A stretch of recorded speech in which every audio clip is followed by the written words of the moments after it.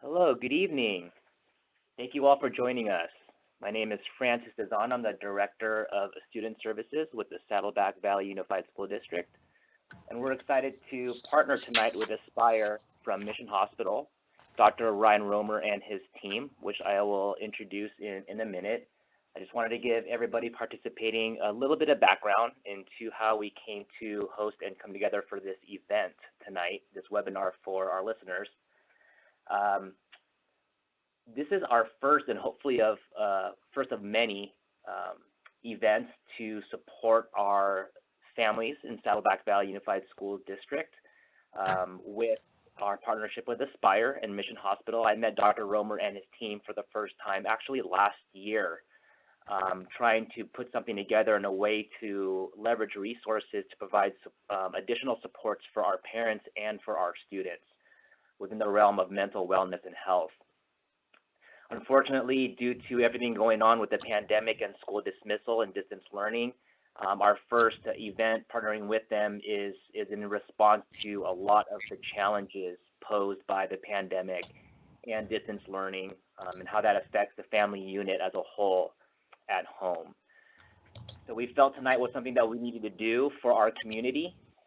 And we are very fortunate that Dr. Roemer and his team has put something together that we hope will benefit those of you tuning in to this webinar. So I will hand it over to Dr. Ryan Roemer. He's a licensed clinical psychologist of the Aspire program at Mission Hospital, a nonprofit program, and I'll let him introduce his team.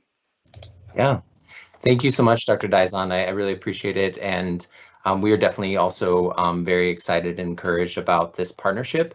It has been a long time coming, and I know that we have been, working with families as part of the district and working with you and your team to support one another for a while now. And we are excited about this event. I know from my own personal experience, as well as the families that we work with at Aspire and other individuals that I come across at work and in my personal life, that we are in just a very challenging time across the board, and especially right now as families are returning to school and trying to get back into somewhat of a normal routine.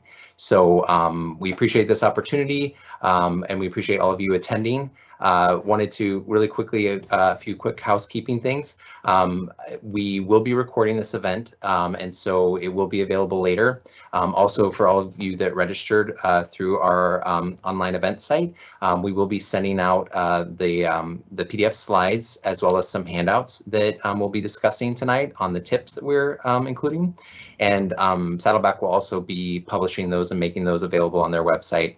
So if you don't catch something, you'll have time to look at it again, listen to it, and if you have others that you think would benefit from this, it will be available to them afterwards. And like Dr. Daison said, we hope to continue to partner in these ways and try to really bring you guys together in the community and provide support. So as we kind of get started, I'll talk a little bit briefly about Aspire as well as our Vibe Young Adult program. Aspire is an after-school program. It's an intensive outpatient mental health program, and we've been around for about 3 years. I started with the hospital 5 years ago, and we initially were providing services to adolescents in our Laguna Beach campus. And about 3 years ago, I switched into more of an administrative clinical manager role, and we have moved over to our Mission Viejo campus. So the Aspire program, really what I think makes us unique is that we are really trying to address the needs of students in being able to respond to stressful situations and to be resilient and overcome those things. So it's not just simply trying to deal with problems by processing those in the current events, but also really trying to help teach and equip them with skills that will help them to be resilient throughout their life. We have a very similar model with the Vibe program that just started this year, again, for 18 to 26-year-olds. And I bring that up just from some of the feedback and comments of those of you that registered, mentioned that you do have older children, young adults, and I just want to provide information on all the services we have. We'll also be ending this event with additional community resources And really our goal, aside from just the programs we provide, is to partner with the community. Mission Hospital, that's part of their mission, and their commitment to this community is providing resources, connecting people with the right services, even if it's not our own.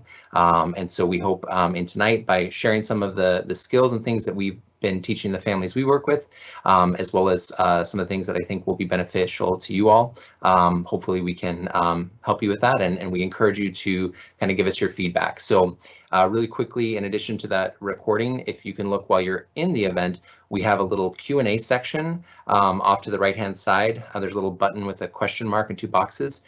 If you want to comment in that section, we'll be asking you throughout the event to either kind of give feedback. One of the first sections we're going to talk about is kind of the things that you've been experiencing during distance learning, as well as some of the quarantine in place and coping with the pandemic.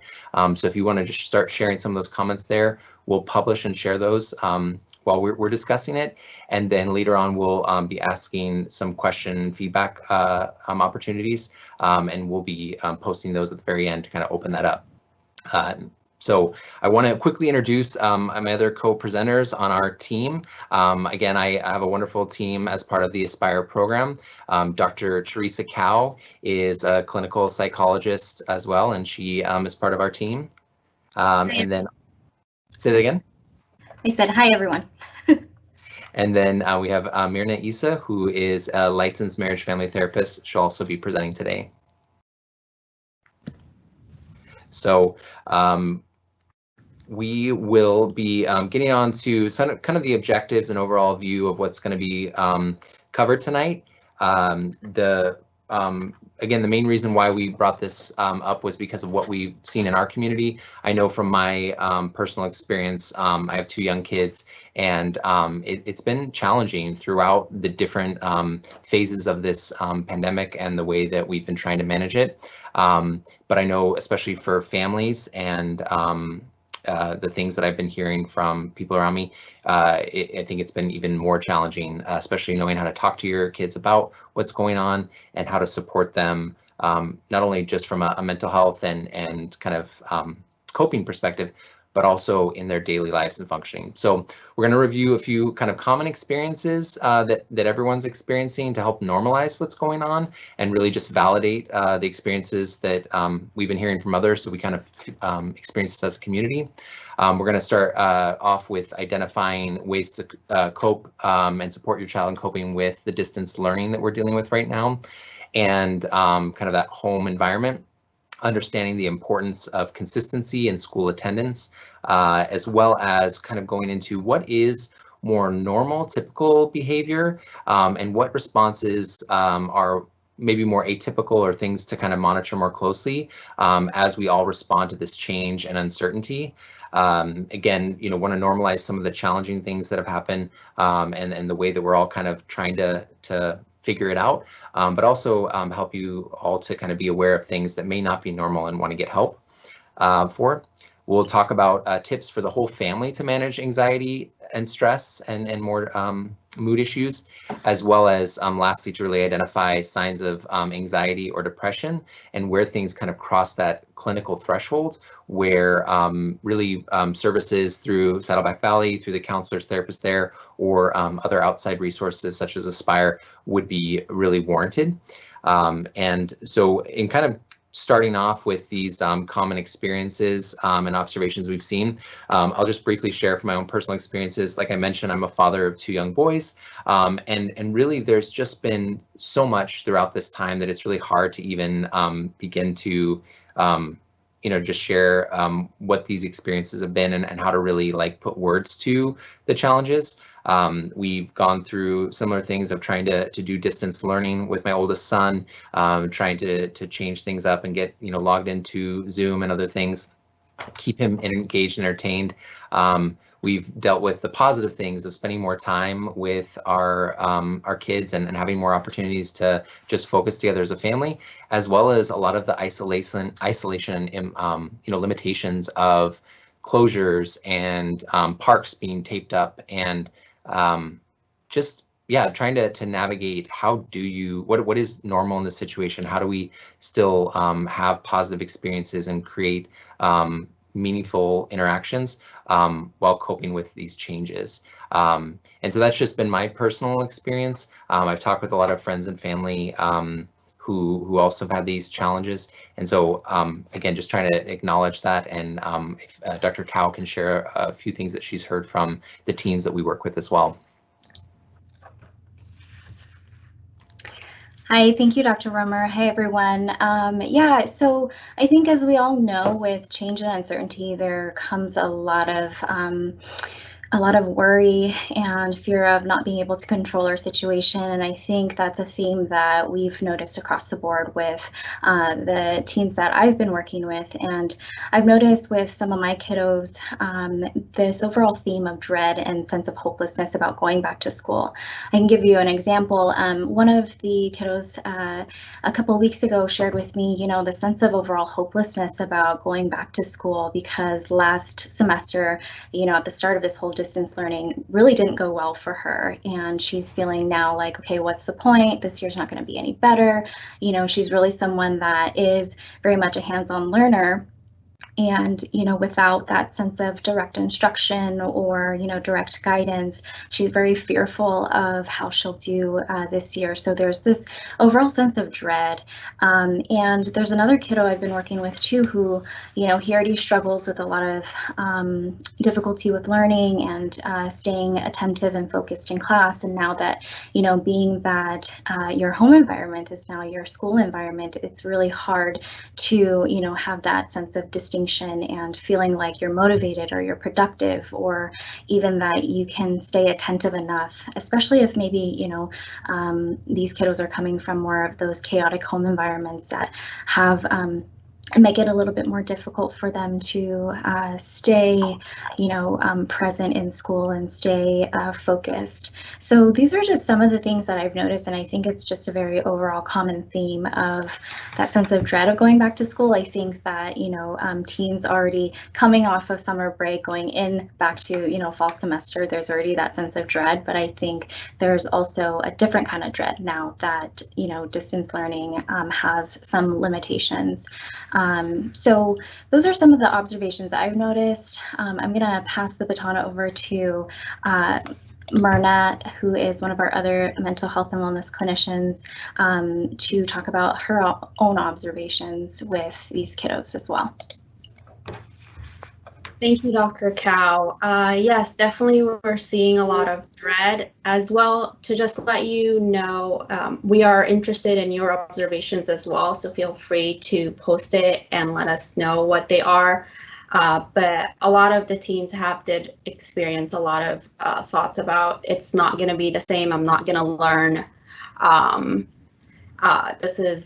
I'm not going to see my friends, this is just not going to be helpful, like why do we have to do this? And a lot of just hesitation and anxiety is coming up for them, and what would that look like? So for this, we would like to offer our tips and helpful things that we could share with you to end up starting the school year on a successful and positive right foot, if you would say. So first of all, try to think that they are going to school. It may be distant learning, but it is school. So creating for them like a bell schedule in school. When all the kids go in, they go in and then the teacher goes over the bell schedule and what's that going to look like and how are they going to transition. So do the same.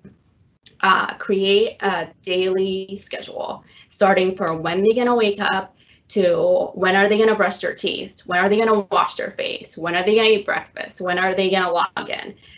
Make it as detailed as you can. And please notice that every child will have different needs and you will approach it in a different way. So for elementary school kids, you're probably going to need to do it for them. You'll need to go over it for them. What does that going to look like? When are the alarm going to be set? And kind of just walk them through it slowly. While someone who's in high school or middle school may have more of a grasp on it, and they're like, okay, when do I need to log in? And they have more initiative in how to create that daily task schedule. knowing exactly when they're going to log in, when they're going to have break, when they're going to have lunch, when are they going to be able to, check even their phone or talk to you. So if you can, as you see the examples we have, like in the PowerPoint, make it as detailed as you can with time, activities, self-care, even when they're going to be on playing video games and checking in with their friends about what happened in class. And secondly, as with busy schedules, do a weekly schedule. Look forward to the week. Say Monday we're going to do this, Tuesday we're going to do that, and be able to make not only the daily task, but the events that will come up. So if you have a family night, put that in your schedule in the week. If you have a trip planned for the weekend, put that. If you have a social distance acceptable event that you are going to do, put that. So have a schedule, a weekly schedule. That also helps if things change up, you're able to look at it and say, like, we could fit this here, or we can't fit that. Let's plan it for next week. So these two things are very important, as well as creating space for them. Yes, they're not going to school physically, and at the same time, they are going to school. So like distance learning is school. So creating that space where they feel, okay, I'm going to get dressed, I'm going to walk to my desk, and then this is my school desk. Designating a space for work is very important. Or you'll find your elementary school kid sitting with their tablet or their Chromebook on the bed and not paying attention. So it's very important to just designate that space. It's workspace, it's school time. You're not doing chores, you're not folding anything, you're just focused on school, especially with teens. You don't want them to be like texting and then doing school stuff. Which brings into the next tip, set limits. It's very important to set screen time limits. All the phones now have that, the carriers do, as well as parent control in all the computers. Set limits for your elementary school kids so they're not wandering into different websites, as well as for your teens, they are not on social media. This also will account for you to know your teen and your child, because that could mean, can you please put your phone outside your room before you go to your workspace? Or it could mean just you setting screen time. Depending on your child, you will know best how to set these limits and when it is becoming distracting to them and they are wandering off from the actual task at hand, which is school, okay? And then setting incentive. When kids were able, or children or students were able to go to school, they looked forward to seeing someone. That was incentive to them, to go to school, to check this class, to go to this class. It gave them something to look forward to. So sitting with your elementary school kid and child and say, look, if you are attentive and sitting through your whole class, you're going to get an extra half an hour of video game.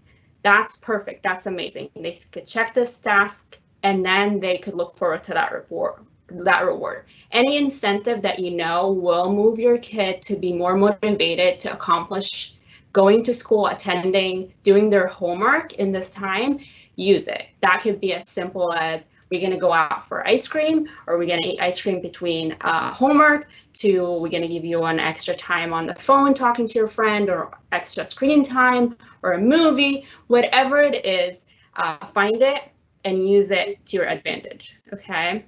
With that, they are not going to school. So please adjust your expectations in terms like, this is not typical school, it's okay. We had a parent that was talking about their elementary school child, which he is doing really well, doing their homework, turning it on time. When it comes to sitting in class, he's having the most hard time ever. So he's like chatting with his friends, walking out of the screen, coming back.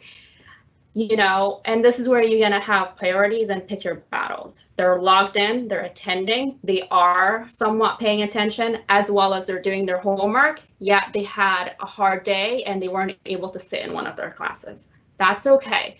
And this is where you're going to have to let some stuff go and hold on to the most important, most priorities for you.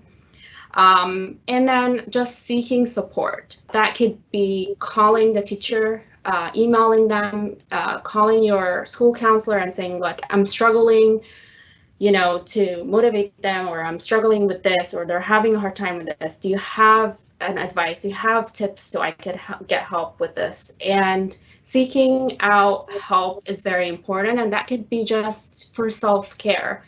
Now things are blurred. You have school at home.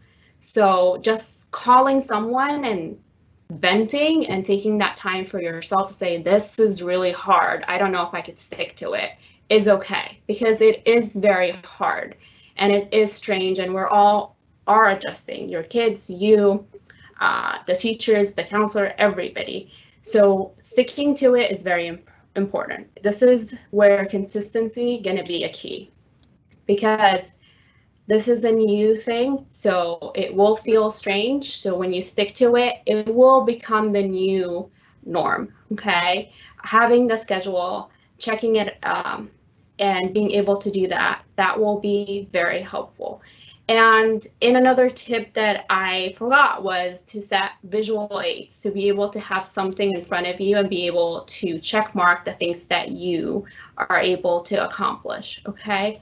And remember, school time is school time. When they're logged in, they are at school. So attendance is very, very important, because if they miss a lesson or a class, they have missed instruction. So they're behind.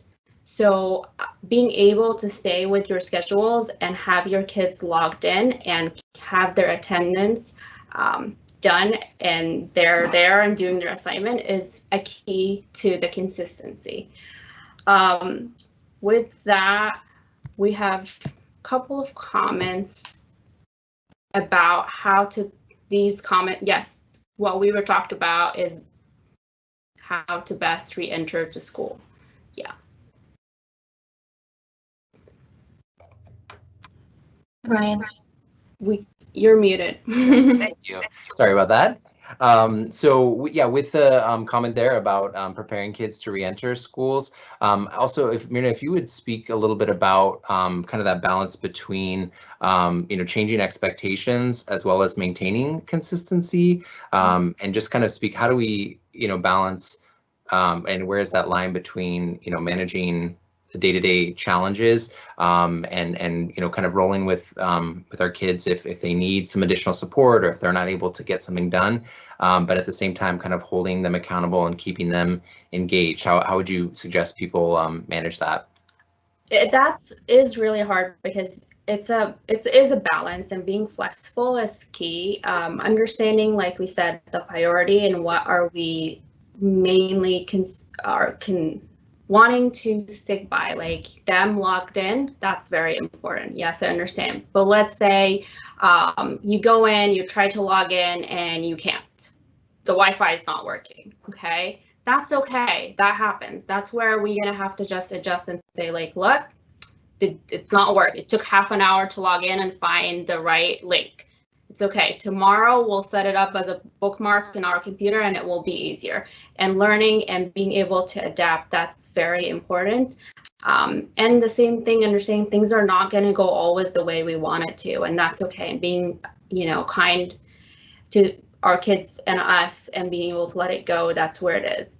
And, the challenges like this happen, how can we challenge ourselves tomorrow? And that's okay as well. So this is where we have to just balance being okay with things not working out.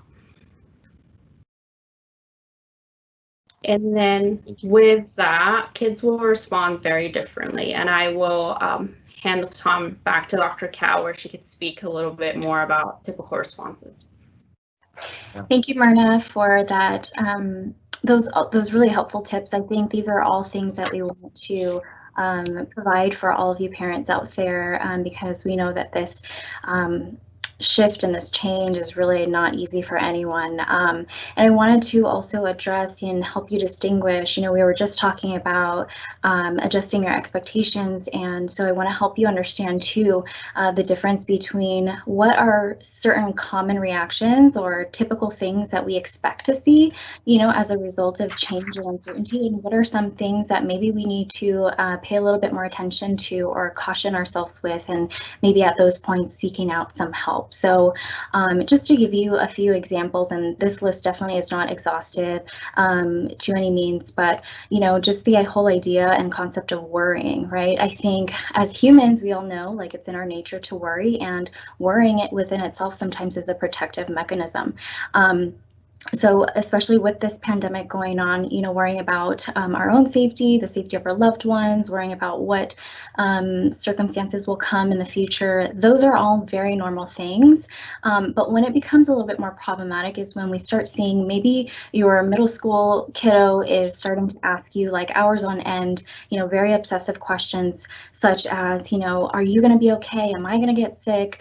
Am I going to do okay in school? And just more of that constantly assurance that you start to notice maybe it's, this isn't normal, of my kid. This is very different with what I'm noticing in my kids' behavioral patterns, and also with young children, stress and anxiety looks a little bit different as well. So for, young kids such as 5 and under, you might see more regressive behaviors such as, wetting the bed if it's not appropriate for their age anymore, or, using baby talk, again, if it's not appropriate for their age anymore.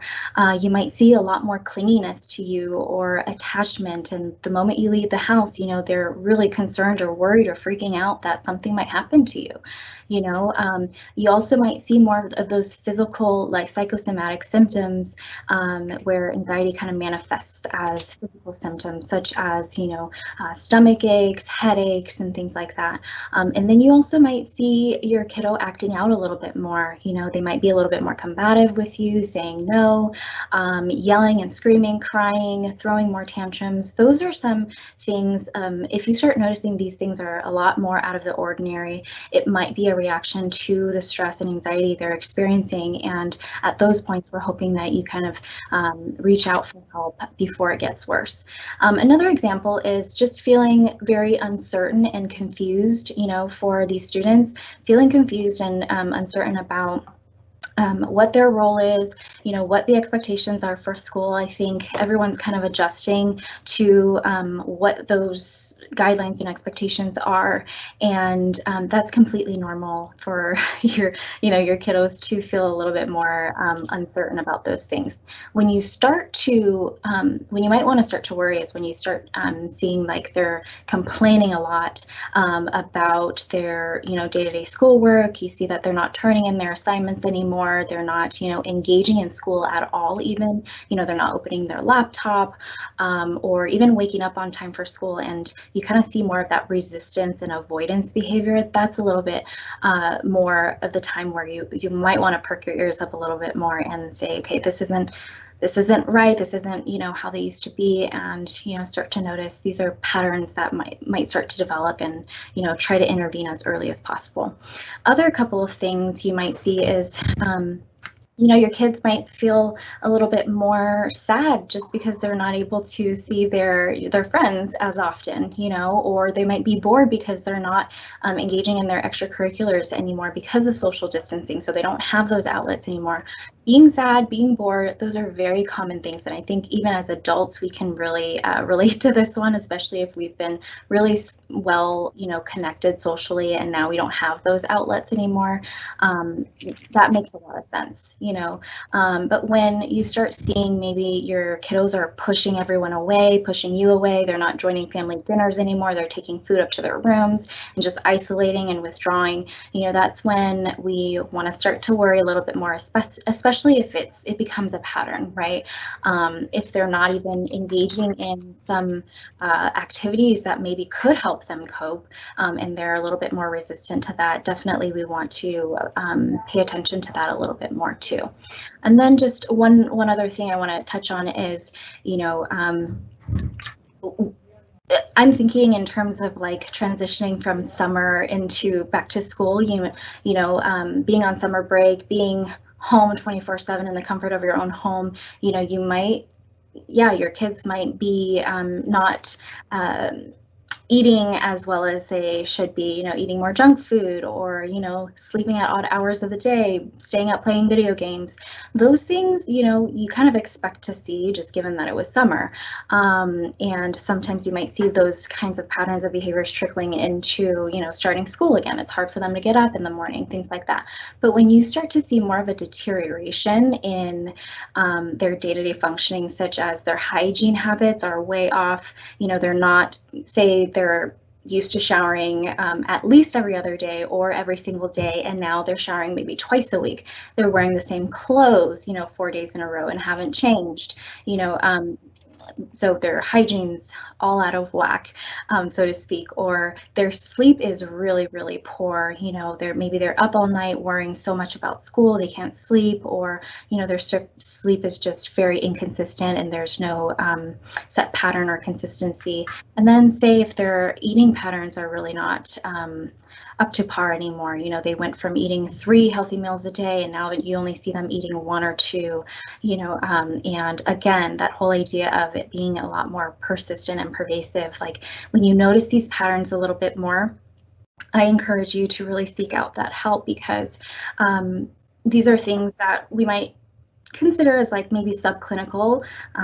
They are problematic, and we definitely don't want to get to a place where it becomes really problematic and we start to worry even more. And so next I'm going to be talking about some of the tips and tools in order to help with managing some of these typical and atypical responses. And these are some tools really to help the whole entire family, for parents, for kiddos as well. And you kind of just have to get creative in that sense. I say, if I can just add, Dr. Cao, I think with all those things you mentioned, I think it's really important for parents to realize that you do know your child the best. And so when you do see changes, just to acknowledge those and be aware of it. Again, it's some of it is that balance between validating the difficulty and acknowledging how they're feeling and that you've noticed changes, not necessarily to be worried, but to be aware of them.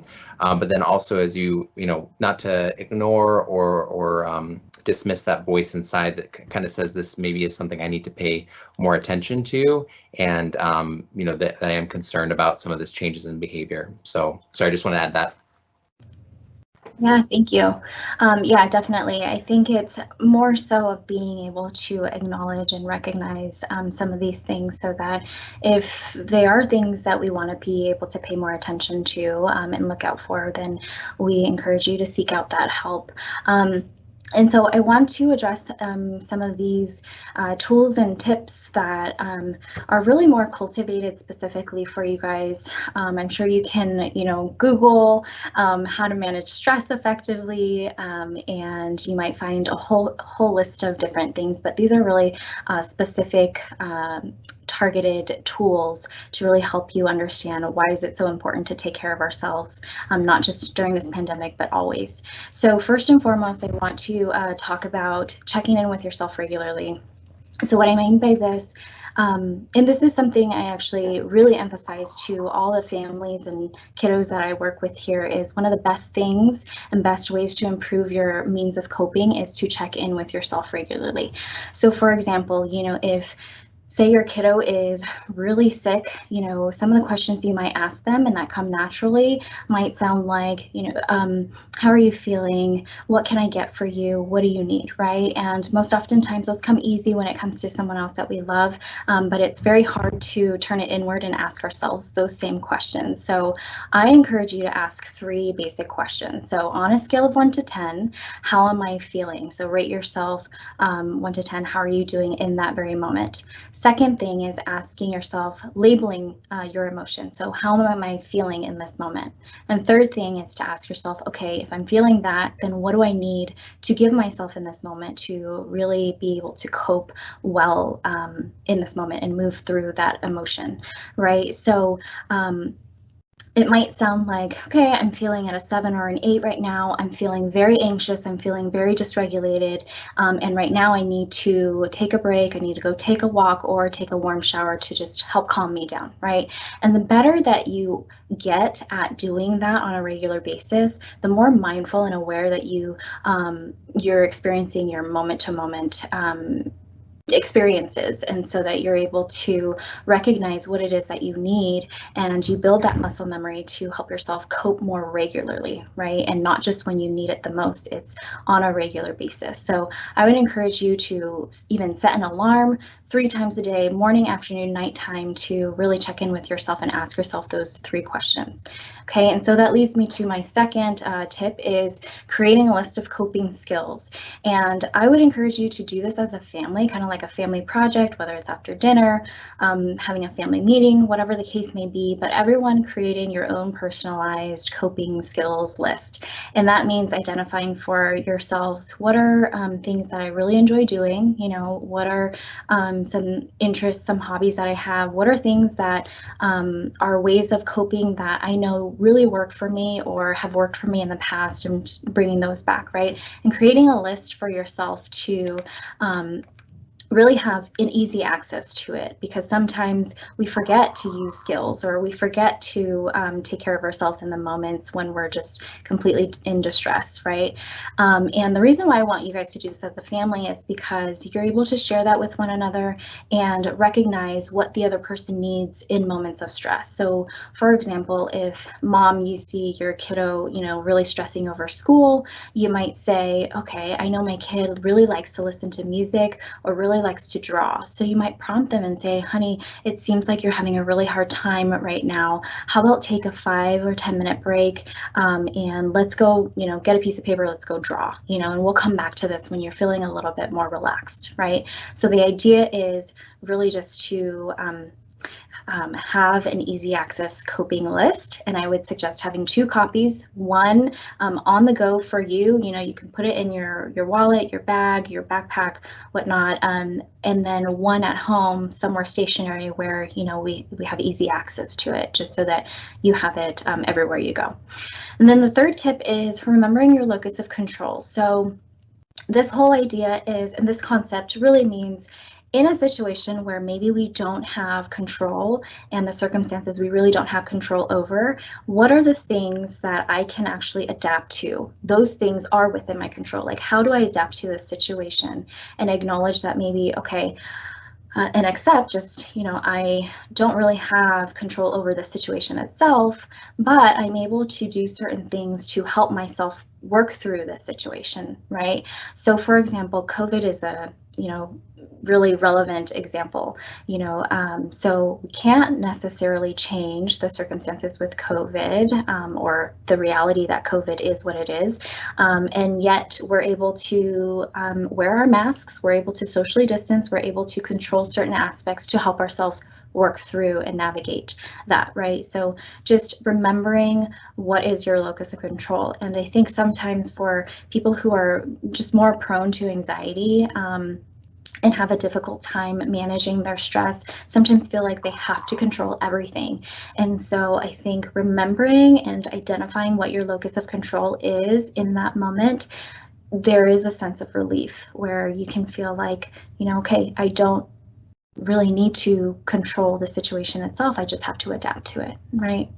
So my fourth tip to give you is scheduling time to self-care. And I think this one is often really hard for parents to accept. I think sometimes parents might feel a little bit selfish if they take time for themselves, but it's the same idea as, you know, if you go on an airplane, the flight attendant really, they go over the safety precautions and they tell you to put on your oxygen mask before, you know, putting on, helping someone else put theirs on, right? The same idea goes for this concept. Is really, as a parent, of course, I know that you want to be your best self for your kiddos, and so needing to take care of your own mental and emotional wellness is extremely important.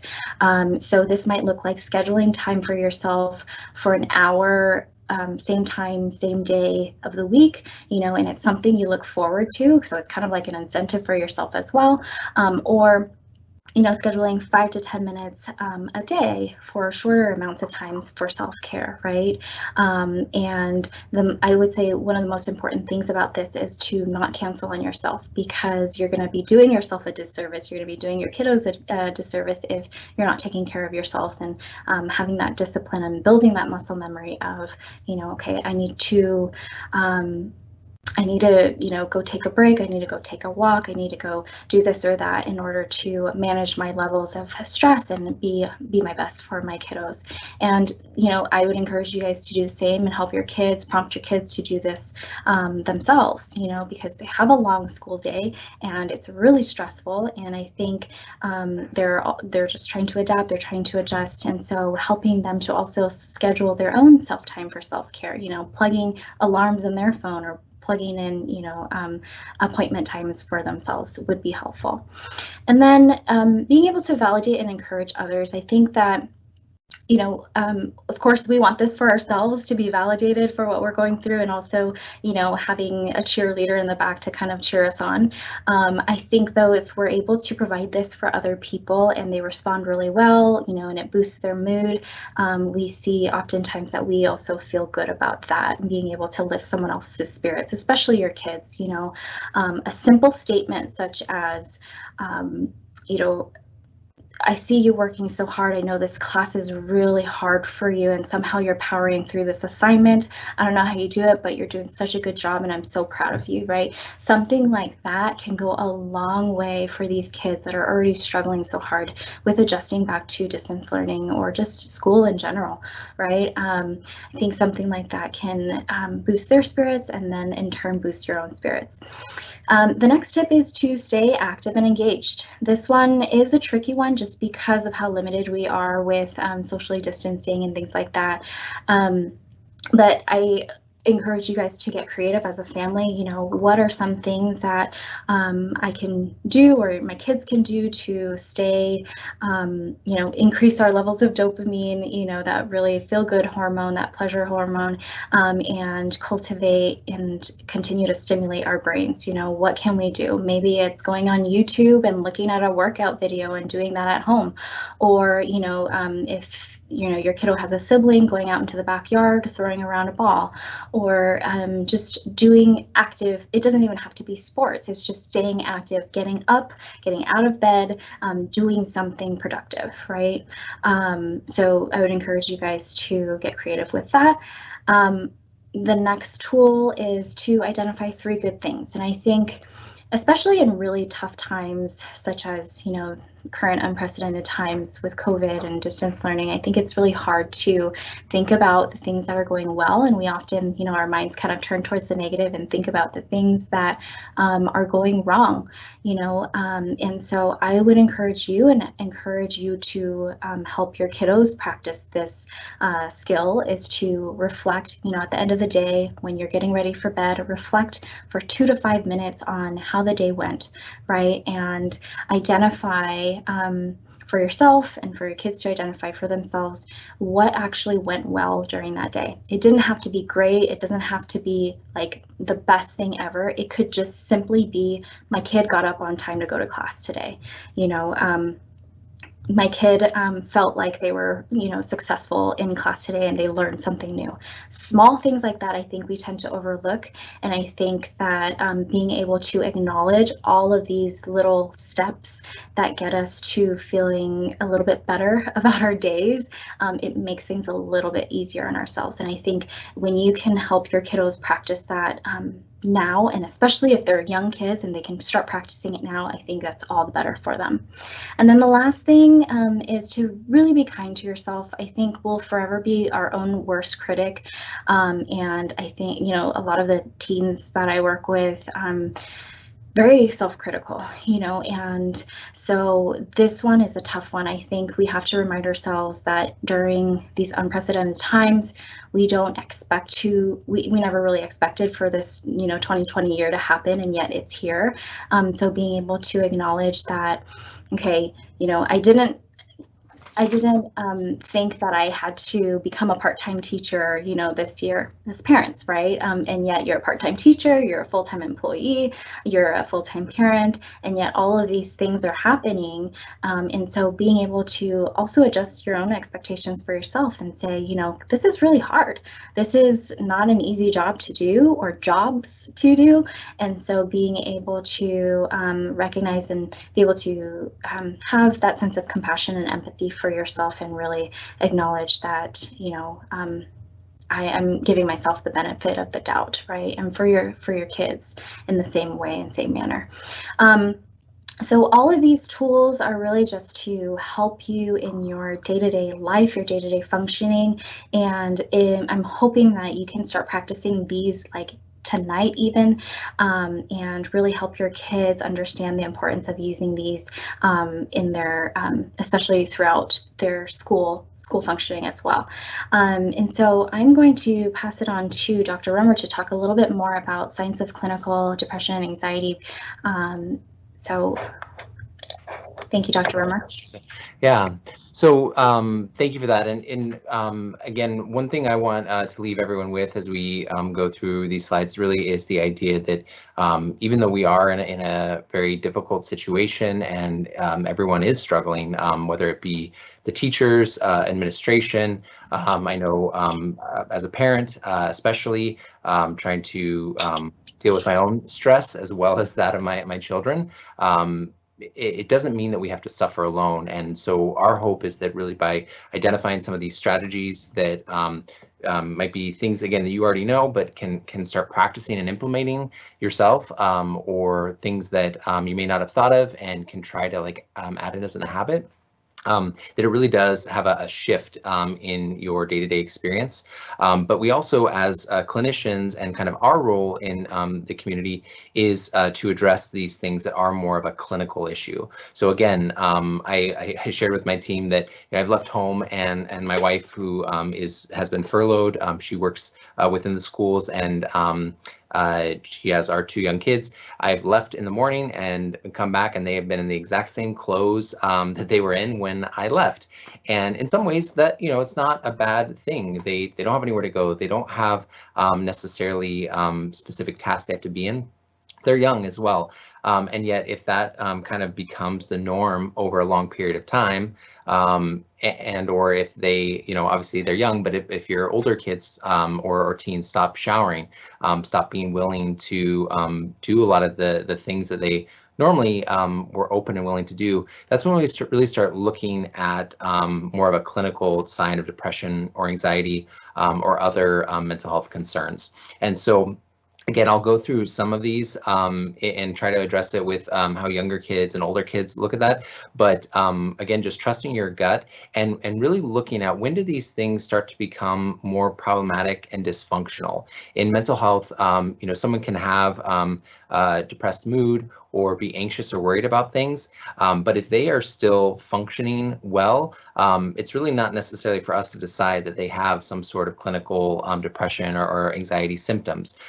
We can observe those and we can document those, but really it's when it starts affecting your social relationships, your ability to kind of be calm and do self-care routines, like again, showering, eating, sleeping, as well as your occupational functioning. And so with youth, their main occupational role, their job role is to be in school and to participate in these academic things. So while we, again, all are kind of struggling to manage what that looks like now, there may be anxiety about, I think I found kind of the 2 sides. There's the individuals that, you know, really just kind of want to get back to normal functioning, and they're not really as concerned about possibly getting sick or you know, what that might look like in that environment. And then others that are very concerned about the health side of things, the virus. They maybe have themselves or family members that are struggling with it. And so I think all of us are in kind of different stages. I know for me personally, at different times even, have been more concerned about one thing over the other. And it makes it challenging. But if you start seeing, especially with young kids, again, those changes in behavior like Dr. Cao spoke about, we often see with younger kids headaches and stomach aches where they more physically express symptoms. You may see them as more irritable or more whiny. Again, regressing back to behavior that's a little bit younger than their age, or going back to things that you kind of thought that you had grown out of. It is a time for you to start looking at possibly getting some help. The older kids, teenagers, as you can kind of see in here, beyond just this kind of change in academic performance and avoidance of school, you really start seeing that isolation and withdrawal. Obviously, it is somewhat normal for teens to kind of be more independent. In the pandemic and us, limiting our social gatherings, there is this kind of natural, unfortunately, isolation from going out and doing activities. But when you start seeing them not wanting to connect socially, when you start seeing them pulling away and really kind of closing and shutting down emotionally, it is something that it's not normal, and it really does show that sign of social and emotional dysfunction and change. And so getting to those things early on, talking with your children and teens about what's going on. Younger children may not be able to articulate and express what those things are, but again, just kind of making those observations and expressing your concern about what you're seeing is a good way to just start that dialogue, and to see if there's more to it and more that they can share about how they're feeling and what's going on. The last thing, again, I'll mention is this kind of anxiety and kind of obsession. Again, it's normal to want to seek out information and to be informed about things. Again, all of us, I know myself personally, I've been worried at times about, what's going on in the world, what's going on locally with my school, with my friends, with my family members, and yet it does start to become dysfunctional when you're spending hours of day worrying or obsessing over those things. I've heard the term, which many of you might have heard of, this doom scrolling, where you kind of go through social media or go through news outlets and really just kind of focus and obsess over these more concerning issues. That anxiety can cause us to, avoid things and try to push them away and avoid class, avoid friends, avoid others, but it can also cause us to obsess. So when you start seeing that change in functioning or change in personality, it is time to, again, talk with your child or your teen. If you feel like you guys are able to resolve it, if you're able to model some of those coping things that Dr. Cao mentioned, and get them some support, great. But if it continues on, don't allow it to go on for a long period of time. Reach out and get help. It's not, we all have things that we struggle with. It's okay to not be okay, but it isn't okay to suffer. And if you take anything from tonight, that's what I really hope to share with you, that you can always reach out for help, and you can always hear from us professionals that, you're concerned about these things, but everything really is okay. It's better to get that reassurance than to wait. And then lastly, with safety issues, again, if your child does express any sort of thoughts about harming themselves, or about other students or others harming themselves, call right away. We obviously 911 or getting to the local closest emergency department you can do for further evaluation, but don't ignore those things. It really is, while it is normalized, and we do know a lot of teens do have times where they think about suicide, it's definitely an area of concern, and it is a place where you should reach out for help right away. So I'll hopefully more Q&A questions about these things will come up. Again, I kind of know I went over things broadly, but just kind of being attuned to these really changes in functioning. I think that the earlier on that you address them, the better. I'll have Dr. Daison join us again, because again, in this partnership, we, as Merna said, we don't want you to do this alone. We are here as the Aspire program, Saddleback Valley School District, your local principals and teachers. We are here to provide support, and I think the only way that we can get through this experience is to work through it together. It is a challenge for all of us, and we all want to do the best that we can. But we are here for you, and so I'll go through some resources. So Dr. Daison, if you want to share a little bit about the services at Saddleback Valley. Yeah, absolutely. So up on the slide, as you can see, the first link we have there is our distance learning resources webpage. That is actually pretty fresh and new. We compiled, our goal was to have just a one-stop shop for distance learning resources for our students as well as for our parents. So Dr. Roemer, if you want to click, I don't know if you can click on that link, so it might show. Yep. Okay, so we're not going to get into all these links because there's many resources here, but just I wanted to give our participants an idea of what it would look like if they were to go to return and access this page later in the future.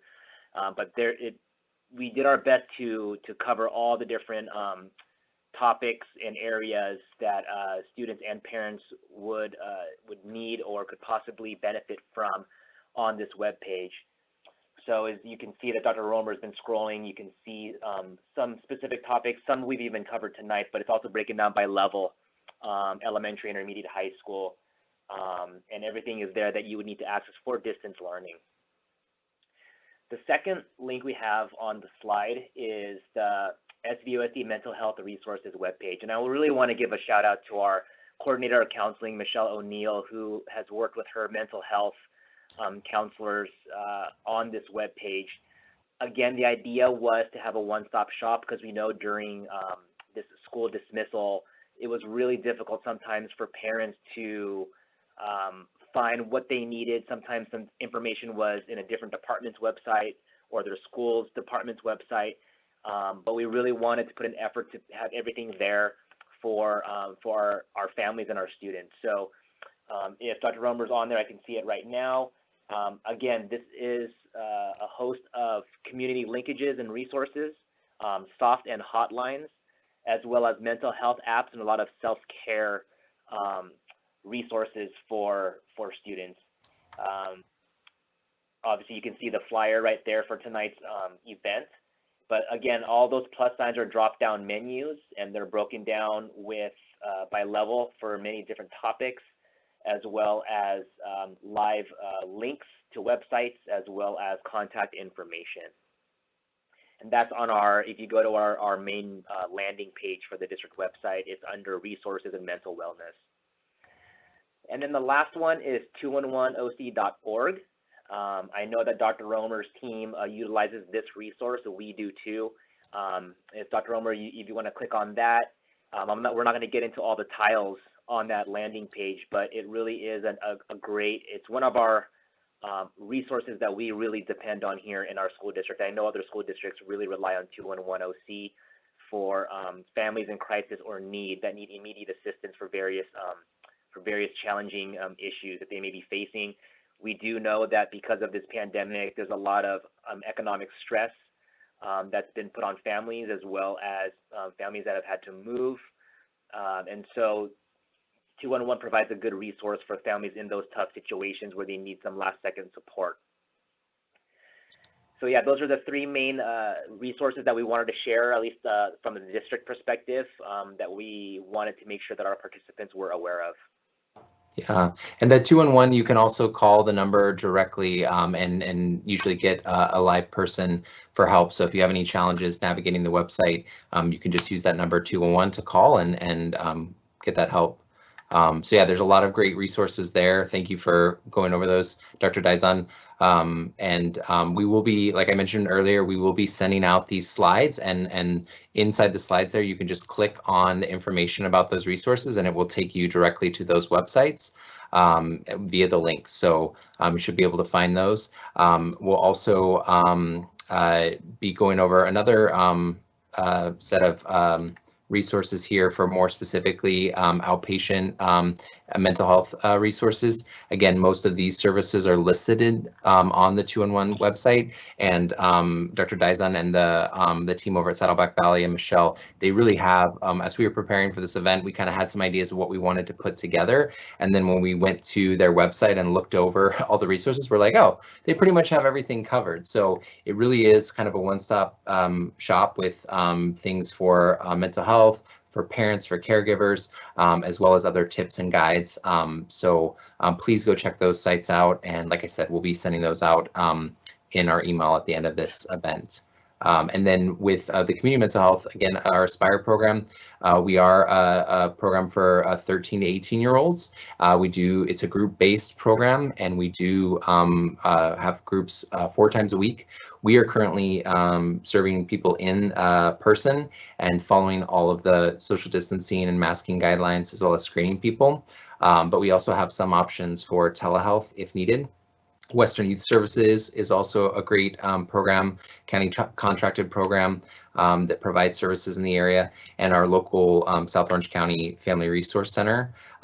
They will be working with you, and we have phone numbers there, as well as those links to their respective websites. So again, the message, reach out.